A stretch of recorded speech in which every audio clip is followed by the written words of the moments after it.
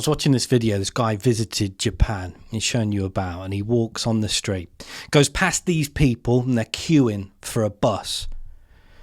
And the queue, type of queue that even as a British person you would be proud of. They were queuing there, calm, knew their place.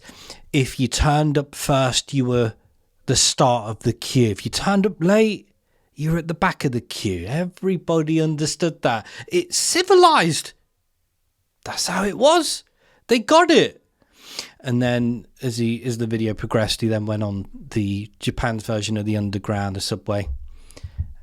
Exactly the same. Okay, busy because it was Tokyo, and this is one of the most populated cities in the world. But even then, they somehow manage to keep it civilized. Yeah, even on this busy, crammed, like sardine scenario, they're all civilized. Absolutely amazing. I miss it.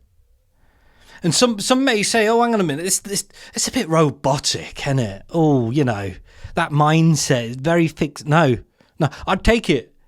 I'd take it over everything that we're seeing in the West at the moment. I would take this every frigging day. Why? Because I remember it. I remember the queue. I like the queue. Somebody pushes into the queue. I've got a problem with that. I don't like it. If you turn up late and think that you're going to get ahead of the queue, I don't like it. Yeah. Why? Because I believe that's civilized. Yeah. It's fair. It's part of a fair society. I'll tell you what's brought about this mini rant. This footage is doing the rounds. It's of these high trust geniuses. I don't know exactly where it is, but it's in a rural area. Because do you remember those things called honesty boxes? A little bit like the queue. They're being completely phased out of our once high trust society. Yeah, but they're still about. They're mostly in rural areas. You'll find them dotted about, right?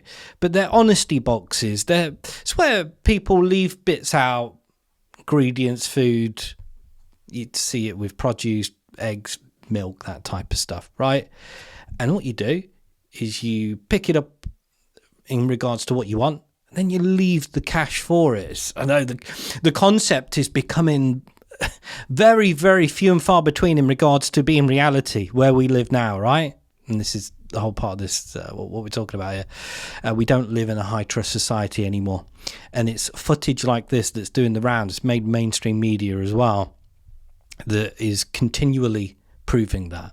Because these high trust geniuses get out their van and help themselves to the cookie jar. In this instance, duck eggs and the cash.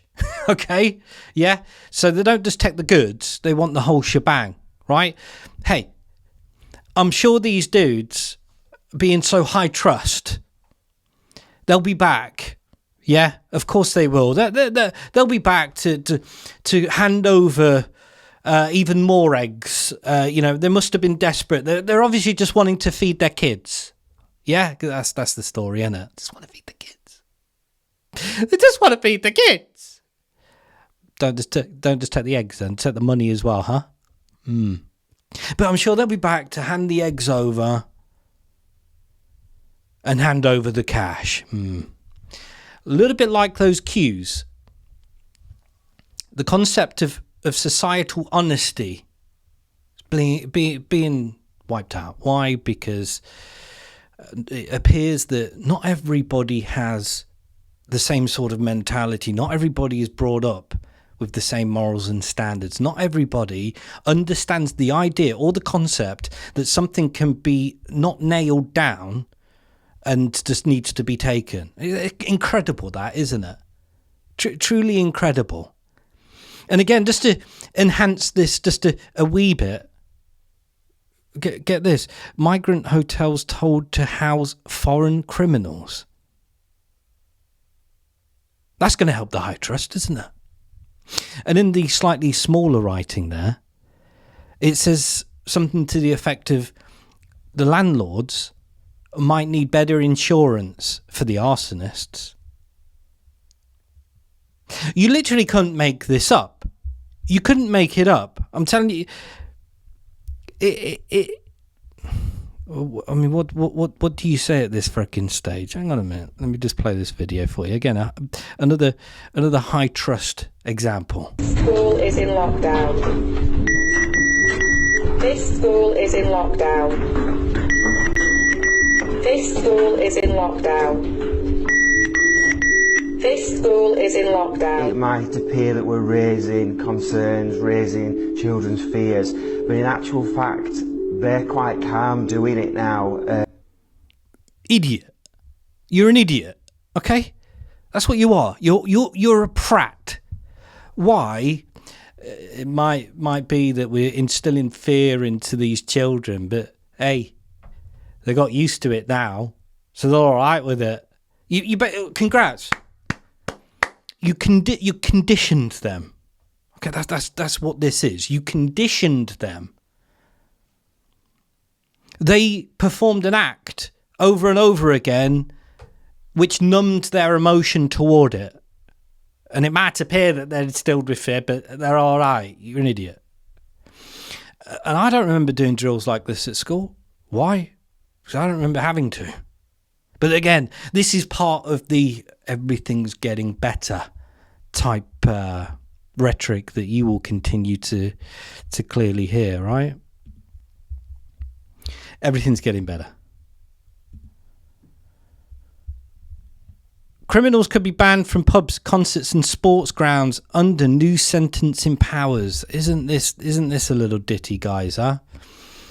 Criminals could be banned from pubs, concerts and sports grounds. Now, let's just have a little think about this.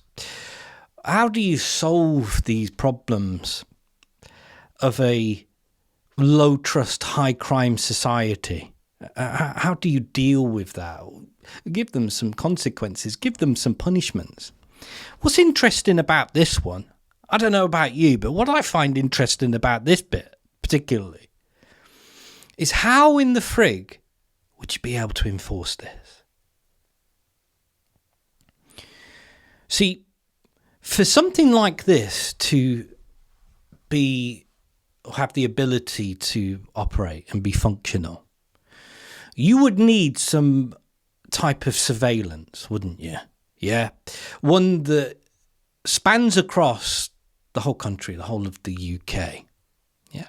Because if you sentence somebody and then part of that sentence, you're not allowing them to go into certain venues or go and do what they want, whatever, right? That is going to need some type of surveillance, isn't it? Yeah. And then people will say, well, it's a good idea. It's a good idea, you know, part of their sentencing. It's a preventative tool for criminals, yeah?